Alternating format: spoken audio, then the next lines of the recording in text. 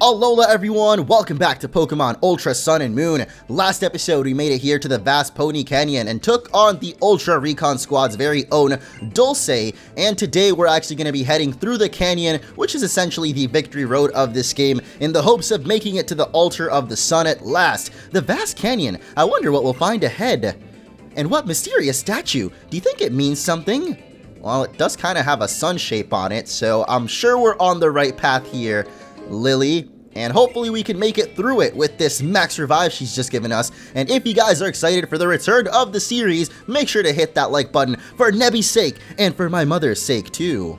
Well, not my mother, but I guess Lily's mother. But first, let me make sure that Leafeon and the rest of your team are ready for battle.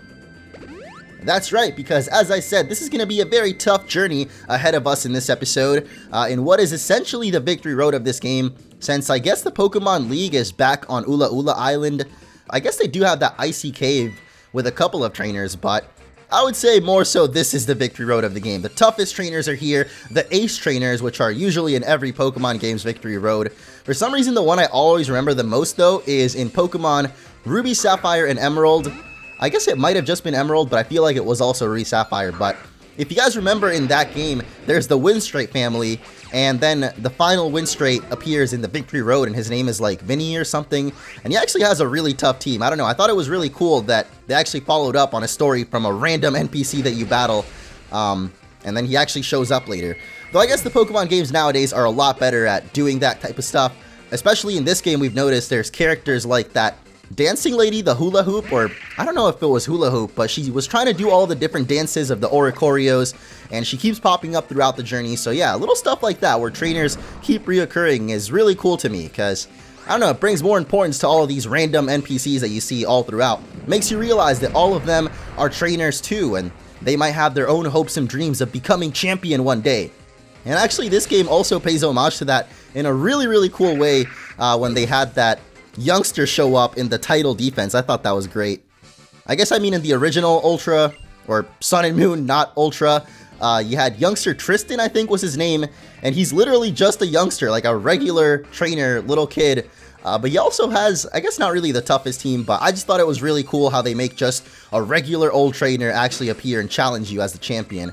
Honestly, the fact that this game does have that feature, which I'm assuming this game has it too, actually, because I guess I'm still talking about the original Sun and Moon, but I don't know, we can only assume that in this game as well, you become champion and then get to defend your title, as opposed to other games where you, I guess, take the title from someone else. But yeah, either way, we're going to find out once we get there. Of course, we've still got quite a little bit left of this game. I actually don't know what's coming up next. I guess we finally made it, guys, to what I've been hyping up for the last 4 months, which is actually the new content, or most of the new content, now that we're getting to summoning the legendary Pokemon. And we've got to go apparently to rescue Lusamine, so I wonder if things will play out the same as they did before, where Lusamine of course became a weird jellyfish lady, though I have a feeling things are going to be a little different. There's only one way to find out though, and that is to summon Tauros and smash through the rocks. And now that we've got a little bit of time to, I guess, chill, I wanted to thank you guys again for all the support on the return. I know that it's been tough for you, and for me as well, I guess. With all the inconsistencies on this series, it's been kind of hard to follow. But we're almost to the end now, and I do also plan on doing some new playthroughs. I know a lot of you guys in the comments have been asking me to start up a new series, and I definitely plan on doing that. Well, I don't know if it's exactly a new series, but I definitely plan on returning to Pokemon Insurgence at some point. And just like with this game, Insurgence has taken me quite a long time to complete, though in my defense, that game needed to be updated, and I guess now finally the update is out. Well, actually it's been out for quite a while, so yeah, I definitely plan on continuing Pokemon Insurgence at some point.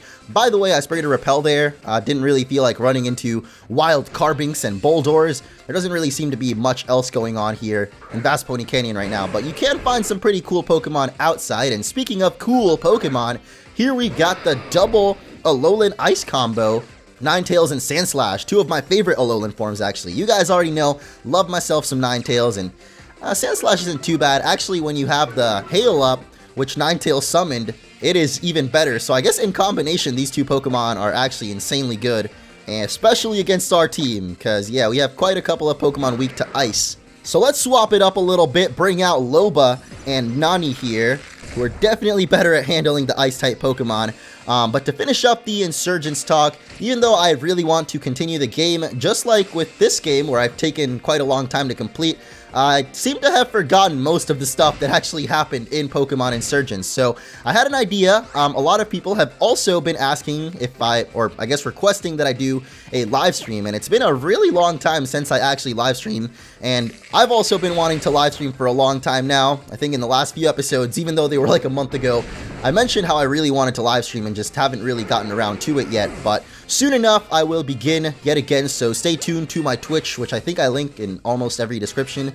So if you're not following me there, definitely do so, but I'll also probably post a video here on the channel if I ever do go live. But yeah, I want to try replaying through Pokemon Insurgents, and also kind of start streaming in general, because I feel like there's something really awesome about that live interaction that I don't really get to do too often. Like, I really want to talk to you guys, but sometimes the comments just aren't enough, you know? I want to see your comments live and in person, and live streaming is definitely the way to go for that. So stay tuned for that at some point. I think I'm gonna just start up the game from the beginning just so I can refresh my mind on what's been going on there, and then we'll be able to continue the playthrough once I catch up, I guess. And I can't believe that Flame Charge missed twice in a row. I don't know what is going on, but I guess we'll try it again. I just really want this battle to be over because it's so laggy thanks to the hail. And oh my gosh, did you really just miss Crunch too? Okay, well, Loba's gonna get taken down, which is quite unfortunate, and somehow Flame Charge misses a third time in a row. This is just not our battle today. If we could actually hit a Flame Charge for once, this thing would probably go down really quickly. Oh wait, never mind. Dark Pokemon are normal against Steel now. I had that backwards for some reason. This is how you know that I haven't been playing Pokemon in a while, because I thought for some reason that they added the Dark Resistance to Steel type, but they actually removed it at some point. I think Generation 5 or something. Makes a lot more sense. Anyway, we took out the duo of Ace Trainers. That was actually a lot tougher than I thought it would be. And there seem to be some tough rocks over here that don't actually lead us to anything.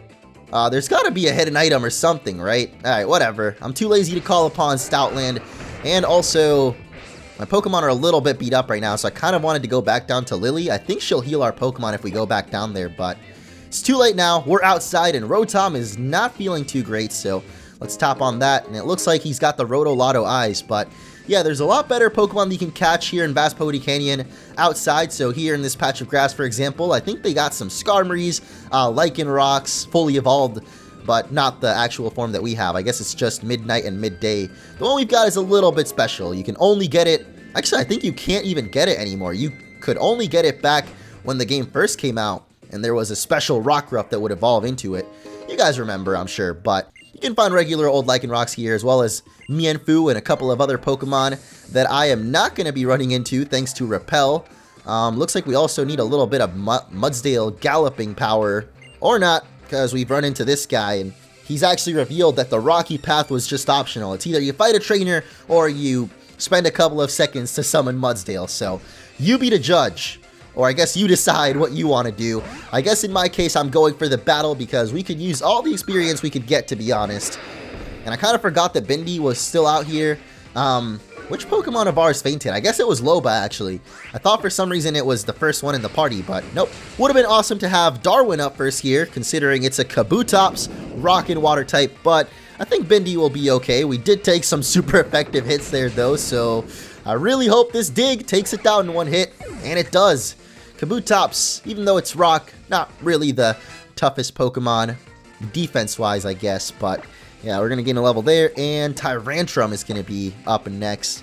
Wait, Tyrantrum, is that actually the fully evolved dragon? Oh, geez, that's not a good idea that I sent out Darwin then, because thanks to the dragon type, this is actually going to make our Leaf Blade neutral effective against it. But again, Tyrantrum, I feel like, is also a rock Pokemon that's not especially defensive, more so on the attack side. I guess that's half and half with the rock Pokemon. They're always, or almost always, physical, whether it's, you know, physical defense or physical attack, but it's kind of rare to see a rock type Pokemon that uses a lot of special moves. I'm trying to think of one right now, actually. For some reason, I'm just blanking out. So maybe you guys can help me out. Let me know some super special attacking rock Pokemon out there, because I'm sure there's one that I'm not thinking of right now, but Hiker's gonna give us another weird look. I love those Hikers though, not gonna lie. Even though they're pretty weird with their cat-looking faces, I kind of like them. I kind of like that actually, that they have a little quirkiness to them.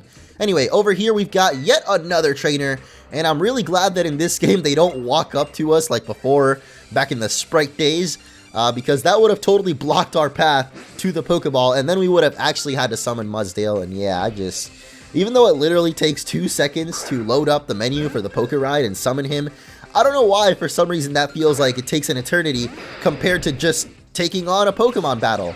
Plus, let's be honest, guys, we could use all the experience we could get, and I could use the time to get used to this Pokemon team again, because, as I mentioned, when I take these long breaks, you tend to forget a thing or two, but I think I put together a pretty unique team here for Ultra Sun, so definitely not going to be forgetting about these guys anytime soon, especially our starter Pokemon, Navy, who I feel like we actually didn't even get to use in the last episode, so let's give Navy a chance to shine once again. I've missed you, pal. It's been a while. With the Icy Wind, not quite going to take down Xatu, though, so definitely got to remember to check out the move tutors whenever we're done with all of this story stuff. I don't know why I just called it that. That makes it seem like it's not hype, but yeah, all of this crazy stuff going on in the story right now. Basically, Necrozma taking over the world. Once we take care of that, you know, maybe we'll have a little bit of time to go back to the surfing spots and gather up those beach points and give our Pokemon some good old move tutor moves, because there's a lot of really good ones in this game, just like in other, I guess, third games. And by third games, I mean like, you know, Pokemon Emerald, Pokemon Platinum, Black and White 2, which technically are third and fourth games. I guess Ultra Sun and Moon are also third and fourth games, because it's a duo. You guys know what I'm talking about, though. Anyway, we got Kangaskhan out here. Hopefully Nani can take it down. Actually, this isn't even Nani. It's, well, natural, as you can see from the fake out there. That hurt a lot. Thank goodness this isn't a Mega Kangaskhan, because would have been able to hit that fake out twice. Mega Kangaskhan's actually really cheap. I used to love using that thing back when Pokemon X and Y first came out. It was such a beast of a Pokemon, man. I guess it still is, but I just haven't been playing much competitive. But thank goodness we get through the confusion there and hit the Night Slash, except it's not actually going to take it out, so I don't know why I got so excited.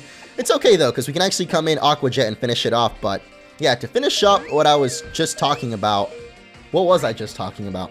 I believe last episode I called Ultra Sun and Moon a DLC game, and I really didn't want to sound, I guess, rude towards the game or anything, because I actually really enjoyed Ultra Sun and Moon over the original Sun and Moon. Even though I think they're both great games, I feel like the additions and the little bit of story changes that they do have in this game, which most of them we still haven't even gotten to yet, but we'll get there very soon. Next episode, crazy stuff is about to happen.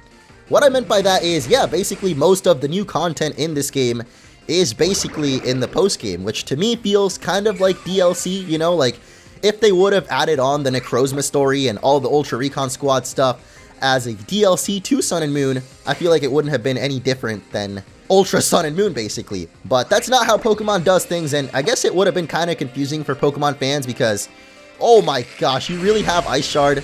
Well, that actually does no damage, so that's good. Darwin, finish it off at last, and would have been pretty confusing for Pokemon fans because we're so used to having this third game, you know, Pokemon Emerald, Platinum, the definitive version. I guess that's more comparable term to other games. So instead of DLC game, I'm gonna, I guess, call you some, or Ultra Sun and Moon, the definitive version of Sun and Moon. And I guess I personally have an issue with definitive versions of games just because I think it sometimes makes the original game look like it wasn't fully complete or they didn't manage to get all of the ideas they wanted in there. But with Pokemon, it's a little bit different because, of course, they did switch up the entire, pretty much the whole Alola Dex. I mean, we still have the same starters, but in the routes along the journey, there's a whole bunch of new Pokemon. Not actually new, like, you know, a new generation, but there's a new Pokedex, like a new Alolan Dex, regional Dex. You know what I'm trying to say. And I really actually like the choices that they have in this game over Sun and Moon. So that's why I think, overall, I still do like Ultra Sun and Moon more. But let's be honest, it could have been a patch on the original game and wouldn't have really been that different, I feel like. So that's the whole argument I wanted to say. Someone pointed it out on Twitter, so I don't know. I felt like I wanted to bring it up in the video as well.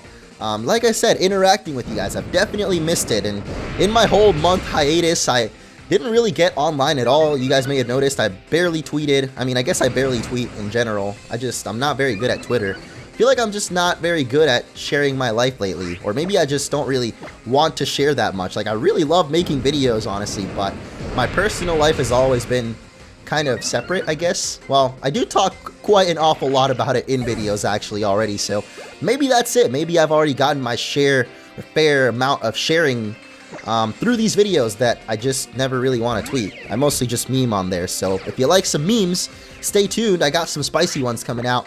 And speaking of spicy, here's Weavile, which is actually one of my favorite Pokemon. I don't know why that makes it spicy, but I love me some Weavile, and I love it when it... Wow.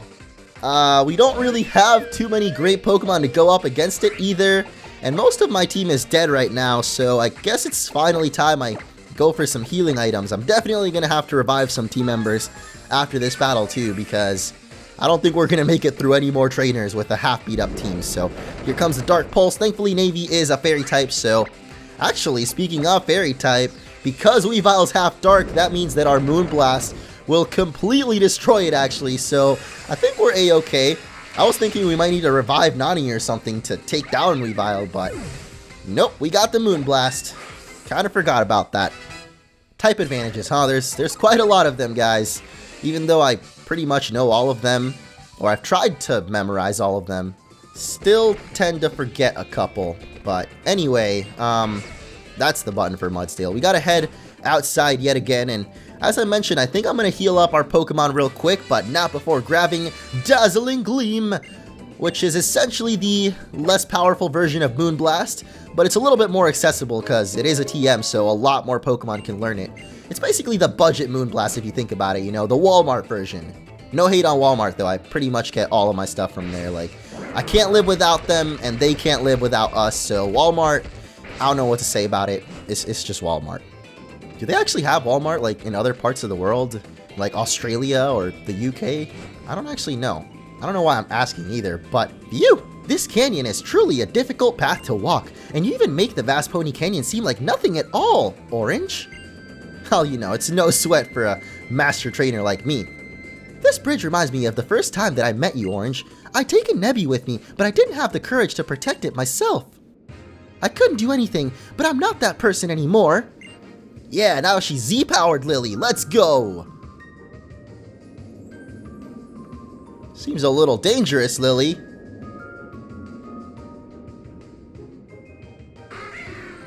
Oh no! Murkrow! Whatever shall we do?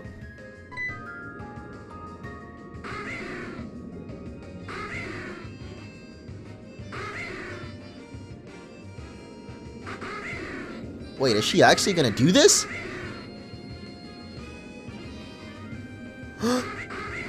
Oh my goodness. I can't believe you just did that, Lillie. I did it! I made it all the way across! Good job! As our character literally just walks up to the Murkrow. I'm not gonna lie though, I'm kind of like Lillie, like, maybe not crows exactly, but I am pretty scared of most animals. So if they were blocking my way like that, I don't know if I would have had the courage to run past. Props to you, Lillie. Someday, I'd like to be more like you, Orange. I want to fight together with Pokemon and become strong enough to outdo even myself. Yeah! Hehe! I like the other option though, was you still got a way to go, but I'm not trying to leave Lillie, or I guess bring her down, any more than she's been brought down already. Don't worry, I've got you covered. I have Hyper Potions and Revives and even lots of Ethers too. Though I'm not sure I brought enough Max Repels for a path like this one. Well, I've got us covered in that. Even if we don't have Repels, my Pokemon will be more than enough to battle whatever comes our way. And I'm so glad that I didn't actually revive or Hyper Potion any of our Pokemon there, because as I suspected, Lillie will actually heal our Pokemon for us. So yeah, there we go. Got the Repels. No worries, Lillie. I'll clear the path for you so that you don't even have to bother fighting anything. And do we actually have Machamp? Oh, I guess we don't have him registered, but that took like literally 1 second. So I don't know why I always complain about the Poké Ride taking too long. It actually only takes 1 second, and I may have just messed up that puzzle. Whoa, is that a surfer down there? And a TM as well. That's kind of cool. But yeah, we got to head back all the way to the start because we've got more important things to do, like push giant rocks into holes. Yeah! That should slide in nice and clean. Oh, there we go. And there's another rock that we can, of course, push up. Just got to make sure it's from the right side. These strength puzzles are not quite as difficult as they used to be back in the day. I remember, I think it was to get the Reggies in Ruby, Sapphire, Emerald, you had to do some really complicated strength boulder pushing. Or maybe it was Fire Red to get Moltres as well. Or maybe both, actually. I feel like it was both. But man, the Game Boy Advance games, I feel like for me, those are always going to have a special charm. Maybe it's because it was the first ones I played growing up, or, you know, all the little things. Like I said, the wind straights, the boulder pushing. I don't know. I guess there's just a lot of little things I remember about those games. But I'm sure there's a lot of things that maybe in another 10 years when we've got Pokemon, you know, 1+2, we're going to be looking back at Sun and Moon like, man, those were some good old times as well. So, I don't know. Only time will tell. And here we've got a scientist. Whoa, did you see how he flipped around like that, dude? It's like he literally spotted a sail on, I don't know, what do scientists look for? Not sure. I guess I only know about tech. I'm not really too sciencey myself, even though as a kid, I did want to be a scientist when I grew up. I think it was either a scientist or an astronaut. No, it was definitely scientist for me. And then I think my friend back in like first grade or something, when they did the career day or whatever it's called, you know, where you dress up as what you want to be when you grow up. I was definitely a scientist because I loved to watch Dexter's Laboratory back in the day. And then actually a lot of my friends compare me to Mandark nowadays. So maybe that's a crazy coincidence there. But I don't remember if Magnezone has Levitate right now for some reason. I feel like some of them do, some of them don't. Some of them have Sturdy, I believe, or something else. But wow, that Flash Cannon did a lot of damage there. But not enough to take us down, so thankfully the Crunch will finish it off. And yeah, we could have handled that a lot easier if I was sure that we could go for Dig, but I wasn't 100 on it. I'm not quite the scientist this man is. I'm sure he would have known. So he just shakes his head in disapproval of our unknowledge. He's probably like, dude, this man has a ground type against my Magnezone and he's not going for a ground move? Like, what are you doing? I'm gonna get fired up naturally. What? Is this a Team Skull Grunt or just a regular old hooligan? I don't think they're called hooligans. It's Punk Girl, of course. Anna, how could I forget the Punk Girls? I actually really like the eyeliner though. Or is that what it's called? I don't know. It's like the thing under her eye, you know, creating a shadow. Might actually be called shadow. This proves how much I know about makeup, guys. Or girls in this case. I'm not really sure that many people out there on my channel know about makeup either, to be honest. But I do know one thing, and that is Scrafty is definitely weak to some fairy type attacks. So let's bring out Navy and hit him with a Moon Blast. Wow, the high jump kick actually hits. Would have been pretty hilarious if it missed, because that's one of the only attacks that actually punishes you for missing. I mean, I feel like missing an attack is already bad enough, you know? Like, if you're using Focus Blast in competitive battling and you miss that thing, that gives your opponent a huge chance to actually retaliate, because it's such a unreliable move, I guess. But high jump kick, that's a whole nother story. If you miss that thing, it actually hurts you back, so it's like extra punishing. But it's such a powerful move that I guess it's kind of worth it. At least I still like using it. But I think I'm good for now, Rotom. No worries. We got another Punk over here. This time a Punk guy. Let's have a party, a rough and tumble Pokemon party. I don't know what that means, but if you want to battle, I'm all for it, dude. We got plenty of battles in this episode already, and a whole bunch more still up ahead. Because, yeah, this, like I said, it's the Victory Road, man. It's battle after battle after battle. And I actually really love the design of this one, even though it's not technically called Victory Road. The Vast Poni Canyon has probably one of the best aesthetics as far as final routes go. I like the Pokemon X and Y one a lot too. I guess any one where they aren't just inside of a cave, you know, like you have a little bit of outside sections and then you go back in and out. I feel like all the recent Victory Roads have had that actually. Even though Omega Ruby Alpha Sapphire was a remake, but they also had that area with all the flowers that you battle Wally in. That was actually so dope, so I don't know, I'm kind of taking it back now. I don't know which Victory Road I like the most. That would definitely be an interesting video to make at some point. Top 6 Victory Roads. Or maybe 7? I feel like there's been more than... Wait, what generation of Pokemon are we even on? Holy moly, I'm so lost right now. This man's, though, is going to bring out a Crawdaunt, which is a Pokemon you do not see too often, but I actually really like Crawdaunt as well. I guess I just like Dark-type Pokemon, or Dual-type Dark Pokemon. actually one of my first times ever doing a mono-type run, which I never uploaded to YouTube, but, you know, those were kind of popular back in the day. And I'm sure you've seen them still to this day on YouTube, but you essentially play through the game with just a certain type of Pokemon. So even if they're dual type, all of your Pokemon have to at least have dark type in them. And yeah, that was the first one I ever did, was a dark type mono type run. And I'm pretty sure I also did a Houndour solo run. Actually, I'm 100% sure that I did that because it's on YouTube and you can go back and watch that right now, even though it was like the second playthrough I ever did. So yeah, I guess I've really liked dark type Pokemon from the beginning. Weavile, Houndour, Honchkrow is actually really cool too.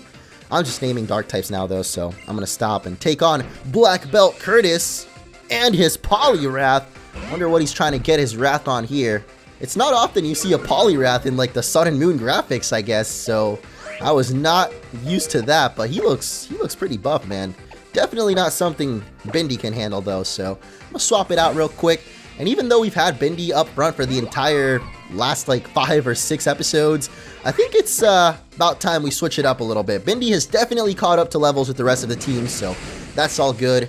And Darwin is gonna destroy that Poliwrath, so good thing we swapped out there. Not much Bindi could have done, to be honest, so yeah. Black Belt Curtis, you went as quick as you came. And I think we're actually almost done with the Vast Poni Canyon here, so let's grab this. There is still that area down below, though, where we saw that Surfer and the TM, so not really sure how to get there. I guess we'll figure it out in a little bit. But yeah, let me know what your favorite victory road has been down in the comments. I'm going to have to decide right now, though. I have to choose, guys. I'm probably never going to do top 6 or 7 or whatever victory roads, so I'm just going to decide it right here, right now, and I'm going to say that my favorite is actually the Pokemon X and Y one, because I still have so many fond memories, and I think like the scenery when you get really high up there looks awesome. The battle with Serena or your rival, I guess it could be Kalim if you pick the girl, super iconic, always remember that. And yeah, like I said, I just love how you go into the cave and then out, and there's like a completely different vibe to it. So let me know your favorite victory road and why, if you want to, down below. I would be very curious to see, you know, why you guys might like certain victory roads. I actually also really like the one in black and white too, because it also had like outside and inside sections, plus it had probably the best badge check gate that I've ever seen, and I'm pretty sure I've talked about it in previous videos, maybe last time I was doing a victory road actually, how much I love myself the badge check gate in Pokemon Black and White 2 specifically. But the Rock Blast is coming out, and he actually hits 4 times. I was about to say 5, but okay, he didn't get the 5th hit. That definitely would have taken us down. But hey, I guess the luck is on our side today. Maybe because it's St. Patrick's Day. Might be a little bit of the luck of the Irish. I don't know. I'm not really Irish, so I don't know if the luck really applies to me. That Graveler must be so sad right now. Like, he exploded. He gave up his own life to try and take us out, and we're literally just underground right now, so feels bad, man. Lapras is coming out next, though, and even though Loba... What the... Did we just really do that? Like, suck up Bindi from the ground as she was dug under? That was kind of weird. I feel like that's been done before, though, like in the anime. Ash has recalled his Pokemon while it was using Dig or something, but I don't remember. Anyway, Stone Edge is gonna miss! Wow, how awesome is that?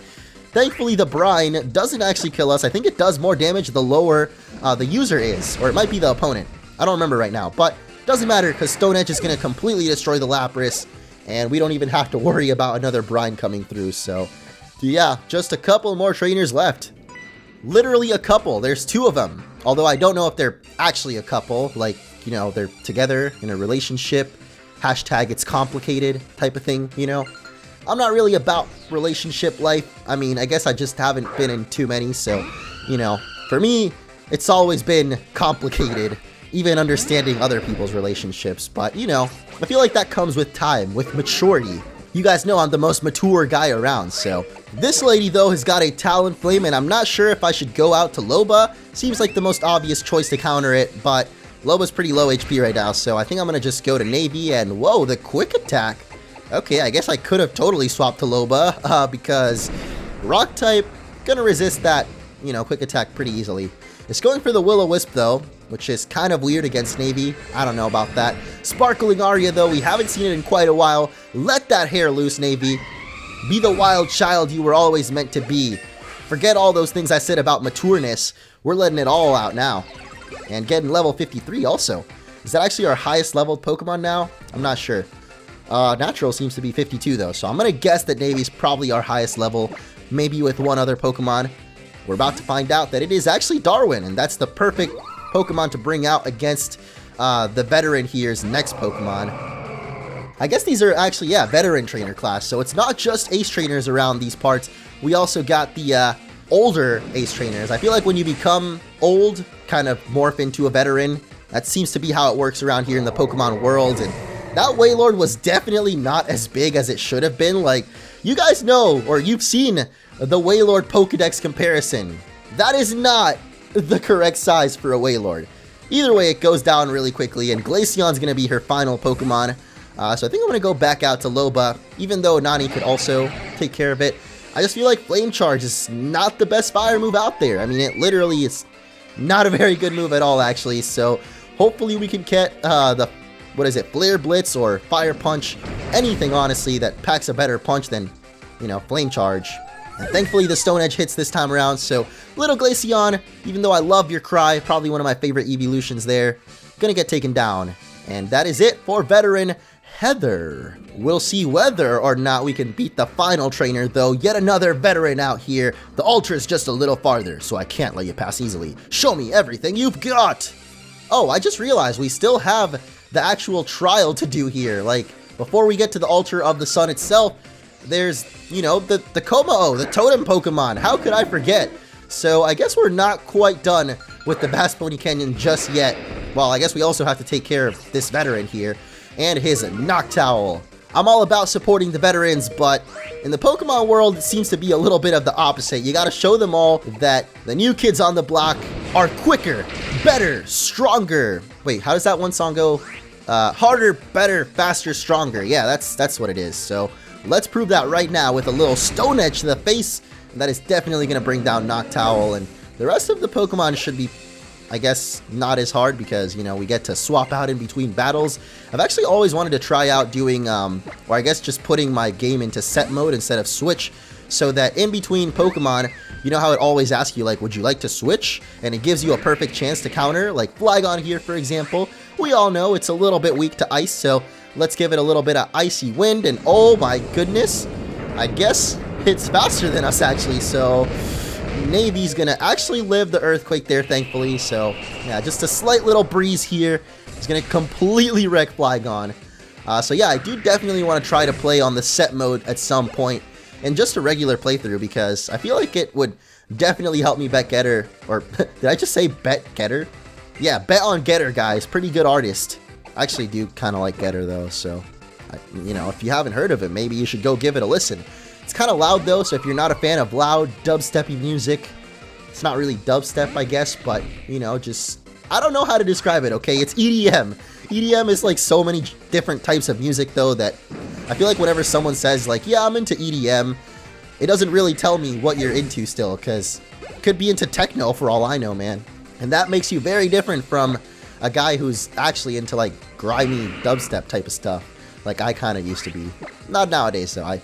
My music tastes have changed quite a lot over time, and I don't know if I really want to share right now what I've lately been listening to. So let's just bite down on Gengar instead and forget what I was just talking about, because that is it. Gengar is actually this man's final Pokemon.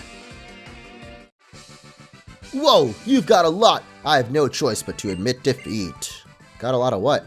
A lot of victories, a lot of wins. Listen up, Orange, here's some advice you don't want. Always try to think about what your opponent's gonna do. Even if you think you can use a move that's super effective, it might be a good time to switch. Wow, that's literally what I was just talking about, Rotom. It's crazy how you actually brought it up. Is my DS actually listening to me? Because my phone definitely does. I know a lot of people have been trying to prove and disprove that theory, kind of, that your phone does listen to you, but I swear, sometimes I'm Googling something that I had been talking about like a half hour before, and the phone already autofills like exactly the topic that I was talking about with my friends or whatever. So I personally do believe that the phone is listening. I don't know if it's listening all the time, but apparently now your DS listens to you too, or I guess Rotom. That makes sense though, because Rotom is literally a Pokemon living inside the Dex, or in this case inside my DS, so why wouldn't it listen, you know? It's a real being, just like you and me. a sentient being, I guess. Anyway, Pawniard goes down there, and I don't even know why we're fighting a Skull Grunt. How did this man make it all the way to the Vast Poni Canyon, and all the way to the deepest part of it with just a little Pawniard? I will forever be puzzled by that, but there's one last area left to explore here, and that is where the surfer was all that time ago. That's the wrong Pokemon. Hey, Sharpedo, boys! Gotta smash all the rocks. I love using Sharpedo Ride, man. It's just so dope how it, like, literally drifts. You feeling like, I guess not Tokyo Drift, but maybe a little bit of Alola drifting in the waters. We got a rare candy over here, so pretty worthwhile, and we still haven't seen that surfer, actually, so I wonder where the heck he is. Probably down here, actually. Oh, yep. Is he waxing his board? Who have you met, and what did you choose? Why do these people ask, like, the weirdest questions? I swear I can never even answer them because I don't know what you're talking about. Joshua. These surfers, too, they have pretty weird names. It's like they almost have a regular name, but then they swap, like, a little something about it. Like, this guy could have totally just been Joshua, but nope, let's just take out the U for no reason, because there ain't no U in Joshua. That was supposed to be a joke about how, like, there's an I in team, or there isn't one, but I don't think it really made sense. Also, it doesn't make sense how this crunch didn't kill Golduck, but whatever. Guess we've got to admit our defeat here, as Hydro Pump will bring down Bindi at last. I mentioned so long ago that I wanted to swap Bindi from up first in the party, and I never did, so I guess now we're forced to. And I just remembered that Golduck is actually not a Psychic type, so it's probably why the crunch didn't one-shot it. I don't know why I always think Golduck is a Psychic type, maybe because it learned Zen Headbutt, and it's got that little, Psychic dot on its forehead. Whoa, we're actually finally getting Flare Blitz. Oh my goodness, guys. The moment is finally here. I literally mentioned this a couple of minutes ago, and there we go. Flare Blitz onto Nani. Oh, that look. Never get over it. But yeah, there's finally the TM that we saw all that time ago, and it is going to be Flamethrower. So yet another fire move that is way better than Flame Charge, and we get them both one right after the other. But I believe there was actually one... Oh, that was kind of weird. I think there was one last little thing over here, or one little patch of land that we could land on. Is that why they call it land? Because you can land on it? Or is it the other way around? I don't know, man. I don't care. This is the last trainer, though, for this episode, I believe, and it is going to be a black belt. Would have actually made more sense to take on those last 3 trainers in a row. Would have been a nice little gauntlet to end off the episode, but, you know, who cares about formality? We got Crabrominable out here. I was about to say Crabrawler, but I forgot that thing actually has an evolution. And it's also an Ice-type evolution, so not the best for Darwin to handle, but it does actually give us a pretty awesome chance to try out our new Flare Blitz powers on Nani. Plus Nani, I guess she hasn't really fallen behind in levels. 53 is pretty much what everyone else is at, except for Darwin, because Darwin's a beast. But yeah, here we go, guys. The moment we've all been waiting for. Not just this episode, but pretty much since we got Nani, we finally got a good fire move. And it's gonna destroy Crabominable. The one thing, though, if you guys didn't know, Flare Blitz does have quite a lot of recoil damage, but I feel like it's worthwhile. It does just so much damage that who really cares if you hurt yourself? I guess it's not me hurting myself, it's my Pokemon, so of course I don't care. Rotom's trying to give us more advice. Oh my goodness. Oh, never mind. It's the same advice again. Thank you, buddy. As always, really appreciate it. Good stuff. Keep it up. Anyway, now that we are basically done, don't need to spray any more repels because that is going to be the end of this episode. So next time we will head on forth to the final trial of Alola and to the altar of the sun to finally summon the legendary Pokemon. Only took us 4 months to get to this point, guys. We are just breezing through the game, and I will catch you in the next one. She said, do you love me? I tell her only partly.